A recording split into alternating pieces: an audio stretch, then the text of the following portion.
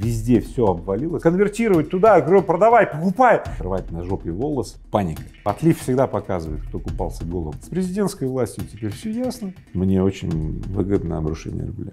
Да ты сука. Игорь, последнюю неделю прям страшно жить. Рубль обвалился, нефть обесценилась, и коронавирус рушит мировую экономику. А является ли все это предпосылками к новому мировому экономическому кризису? Слушай, я когда увидел первые сообщения про обвал, и я, честно говоря, не поверил, но когда я убедился, что все рухнуло, я был в шоке. А когда я посмотрел все эти красные таблицы степени обвала, что везде все обвалилось, ну, реально я вообще не знал, что делать. Вот, паника. Ну, в общем, я был готов уже пойти и сделать невосполнимые потери. Там, начать продавать, фиксировать убытки, там, не знаю, рвать на жопе волосы и так далее. Вот. Но в какой-то момент я взял себя в руки и сказал: так, стоп. На самом деле в мире, ты знаешь, да, такое явление паника называется. Собственно, и потом мы знаем, когда паника проходит, и все, мы знаем, что оказывается паника была, ну, как бы на пустом месте. На самом деле не на пустом месте, на самом деле что-то там произошло, но трактовки пошли, к ним присоединялись другие люди, да, и вот огромное количество людей, оно побежало куда-то, думать как-то и, соответственно, делать как-то на основании какой-то там вот вброшенной какой-то идеи. Давай я так скажу, я не могу отрицать, что изменения произошли. Ты же видел, курсы меняются, нефть там сильно изменилась, там, коронавирус там какие-то, вот. Но с другой стороны, давай посмотрим глубину этих явлений. Вот. Я специально подготовил график, вот, смотри, вот несколько лет назад был курс, и вот сейчас курс. То есть курс вернулся на некий уровень, который был несколько лет назад. Ну, то есть можно по-другому оттактовать, что текущий уровень курса, например, валюты, это, ну, некое колебание в каком-то диапазоне. То есть глубина не такая, это, в общем-то, значительная. Да? Вот. Нефть $35, по-моему, сейчас стоит. Ну, нефть стоила $30 и даже, по-моему, 20 стоило когда-то, да, а когда-то и $10 стоило, но это давно. Ну, то есть, да, изменения есть, но другое дело, что это не является исторически нонсенсом каким-то. Это уже было. И в тот момент, когда люди думают, что, например, перепроизводство нефти, цена на нефть снижалась. Много таких случаев было. Или в тот момент, когда мир думает, что нефтяные поставки из с Ирака, например, прекратятся, нефть взлетает, ну, трейдеры начинают выкупать будущий контракт. Вот, поэтому да, все изменилось, но глубина этих изменений, например, мне не говорит о том, что это драматические изменения. А как вот эта ситуация, которая складывается, которую вы не считаете критичной, может повлиять на жизнь обычного человека в перспективе ближайших месяцев? Значит, ну, отлив всегда показывает, кто купался голым, да?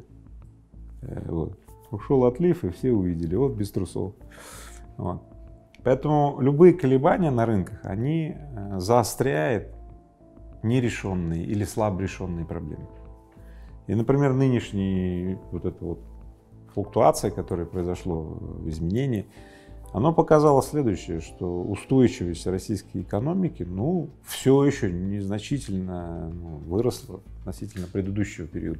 Ну, то есть она, конечно, немножко подросла, то есть меньшая зависимость от продуктового импорта стала, да?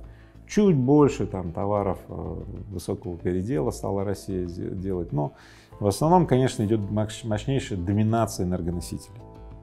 Поэтому, конечно же, изменение энергоносителей, курсовых котировок энергоносителей достаточно сильно затрагивает рубль, ну и многие аспекты жизни. И теперь смотри, как это коснется обычных граждан, людей, ну, которых большинство в России, абсолютно большинство. Ну, слушай, ну, часть людей, небольшая часть, 7% населения ездит за границу на отпуск. Да? Ну, они меньше дней смогут там провести или вообще не поедут, потому что ну, там на 20-30% подорожает, наверное, турпутевки, да. Но ездят на отпуск реально 7% населения России.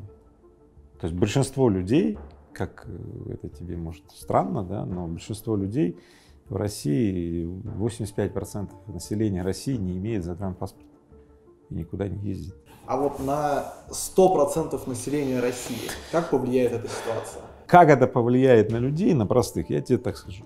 У огромного количества простых людей, у ребят, девчат и взрослых людей опять открываются шансы найти свое дело и нишу на рынке, там, самозанятости и так далее.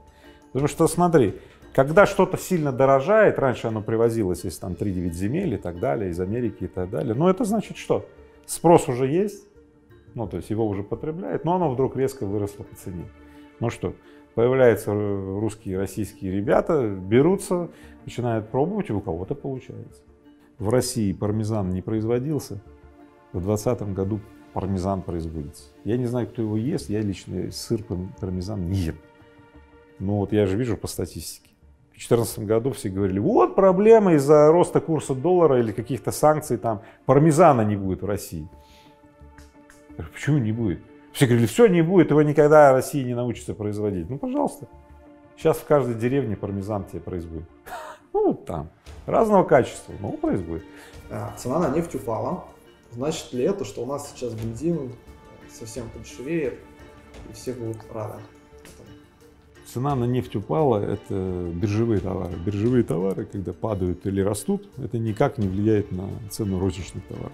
Бензин — это розничный товар. То есть между ценой на нефть и стоимостью бензина ну, есть какая-то корреляция, но она незначительная. Потому что налоги, акцизы и так далее, причем время, когда дорожает нефть, и момент, когда бензин из этой нефти попадает на заправку, это совершенно разные периоды, то есть никак не повлияет. То есть люди в бытовом, так сказать, восприятии, корреспонденты, они связывают эти вещи, что типа, мол, должно влиять, но это мифы. Кому вообще выгодно обрушение цен на нефть и обрушение рубля? Если бы мне было невыгодно, я бы не улыбался. Мне очень выгодно обрушение рубля. Ты такой ответ от меня ждешь? Я правду жду. Правду ждешь? Конечно. Давай я тебе так скажу, мне пофиг. Упал, поднялся. Знаешь, на чем я концентрируюсь? Мой фокус внимания направлен на то, как при колебаниях рубля туда-сюда или нефти туда-сюда зарабатывать бабки. Смотри, еще недавно, несколько лет назад, доля рынка России, значит, в поставках нефти на мировой рынок была просто 16%.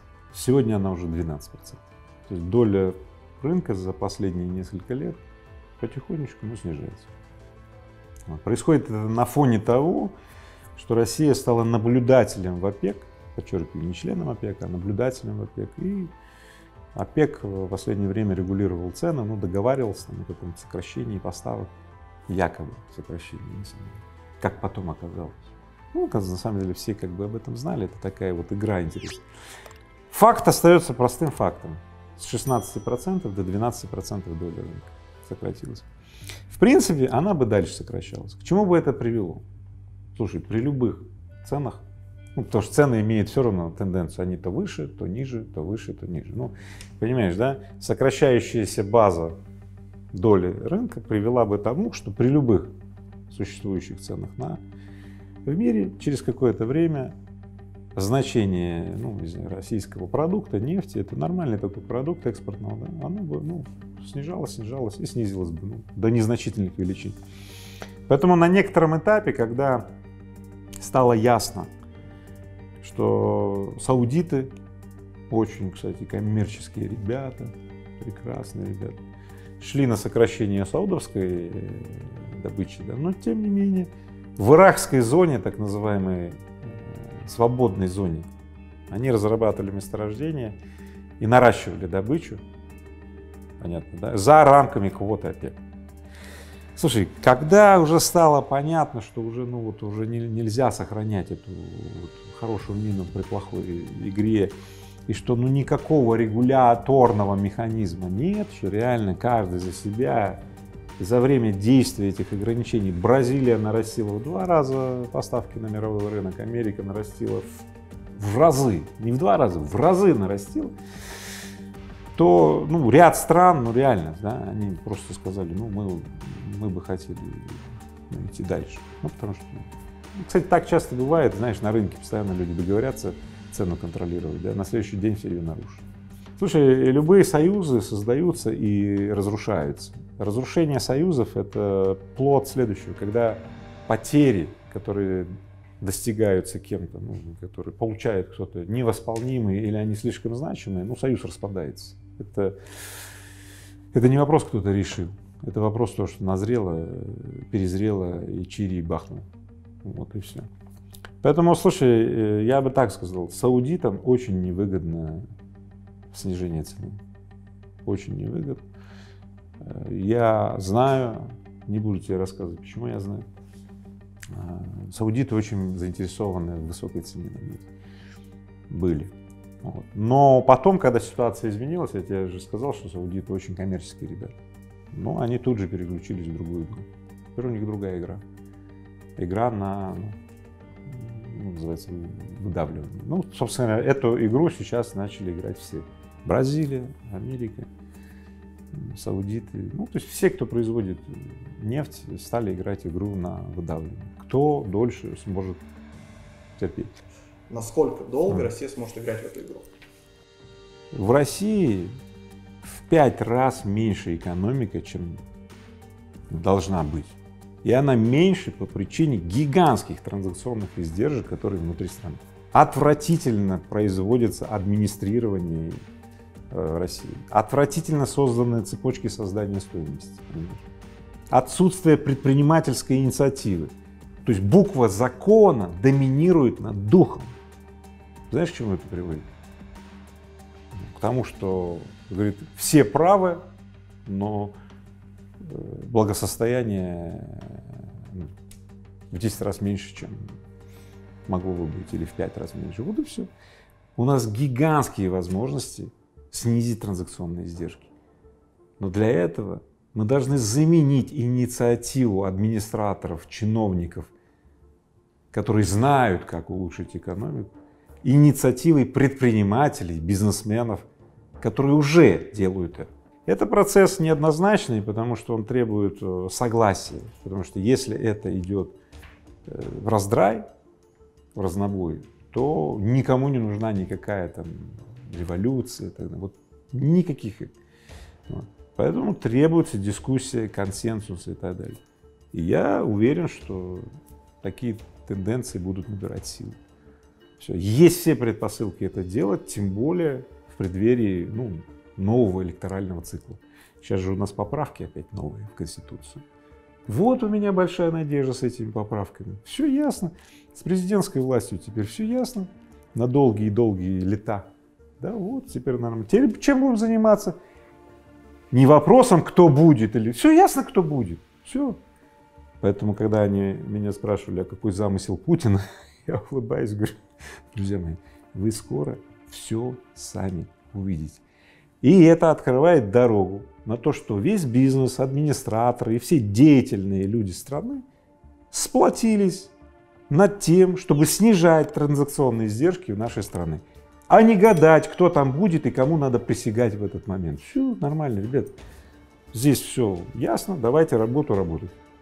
Игорь, я смотрю сейчас на котировки акций компании, на курс доллара, рубля, все туда-сюда скачет, и я очень хочу заработать на той ситуации, которая сейчас происходит. Вы можете дать мне несколько советов, как я могу заработать? То есть ты хочешь нажиться на ошибках других людей? Так точно.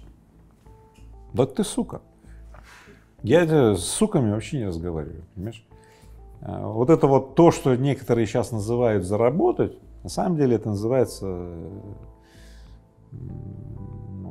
несправедливо обогатиться за счет на ошибках кого-то. Ну окей. Мой совет людям, которые завлекают, вот, надо бежать быстро, что-то там конвертировать туда, говорю, продавай, покупай, опять продавай, туда-сюда. Еще раз говорю, Но это как раз те люди, которые очень искусно зарабатывают на трендах снижения, на трендах повышения. Они постоянно увеличивают эти, знаешь, увеличивают желание других людей быстро зафиксироваться в ту, с другую сторону. В результате я не хочу, чтобы ты наживался на ошибках других людей. Я хочу, чтобы люди совершали меньше ошибок. Поэтому есть великое заблуждение людей, что есть те, кто зарабатывает. Я так скажу, есть те, кто искусно использует чьи-то ошибки. Мне это все не нравится. Вот очень не нравится, потому что, да, я с этим живу, мы все будем с этим жить, но мне это не нравится. Поэтому мне не нравится твой вопрос. Будешь задавать такие вопросы, вообще с тобой разговаривать не буду. Игорь, вы сами сказали, что вы зарабатываете в той ситуации, которая складывается на рынке, в частности на торговых операциях в Технониколе. То есть вы используете эту ситуацию, чтобы заработать? Значит, есть заработок вот этих спекулянтов на курсовых разницах, на том, что часть людей фиксирует убыток, в этот момент люди на этом как бы зарабатывают. То есть инсайдеры так и делают. Они знают, что тренд развернулся, но они увеличивают стадное чувство толпы, которые продолжают продавать по низким ценам, те скупают. Те уже знают, что тренд развернулся. Это спекуляция. Я так не зарабатываю. Я не работаю. В этом я резко осуждаю такие бизнесы. Мой заработок в другом, что если производство в рублевой зоне, например, кровельных или изоляционных материалов, стало дешевле для мирового рынка, я увеличиваю поставки, например, в Польшу из России. На 5-10% увеличивается. Если опять курсовые разницы поменялась, мы здесь притормаживаем, с европейских заводов больше отгружаем. То есть это даже не столько заработок, это пользуемся моментом, чтобы сохранить заработок, или чуть-чуть этого увеличивать и так далее. Игорь, когда все это закончится и стабилизируется? Сколько я себя помню, то был профицит, то был дефицит. То есть, слушай, вот мы строим заводы, не хватает товара, мы строим заводы, опять не хватает, мы строим заводы, опять не хватает, опять строим, опять не хватает. Да? Потом херакс, профицит, все заводы стоят, наполовину загружены, мы не знаем, куда товар деть. Мы его складируем, все, его профицит. Потом херак, и опять все наоборот, опять не хватает. Слушай, и все время я задал себе вот этот вопрос, когда это все кончится? Когда будет вот этот вот баланс? Потому что тогда меня атаковали эти инфотекари по поводу того, что есть какой-то баланс. И если ты его нашел, ты в нем, плывешь. Теперь-то я понимаю, что меня просто, как обманули, или скорее так, я обманулся, поддавшись на неверные установки. Нет никакого баланса. И как раз самая выгодная ситуация, самая выгодная ситуация — это катиться, сука, с горки. Просто называется падать вверх или катиться вниз. Понял, да? Падать вверх или катиться вниз — это катиться с некой наклонной, с кайфом. Вот самая мощная история. Поэтому дай Бог, чтобы это никогда не закончилось. Если вдруг оно, сука, закончится, все. Я буду обездвижен, ты, мы все будем обездвижены. И на этом все и закончится. Вся история цивилизации и человечества на этом и заканчивается.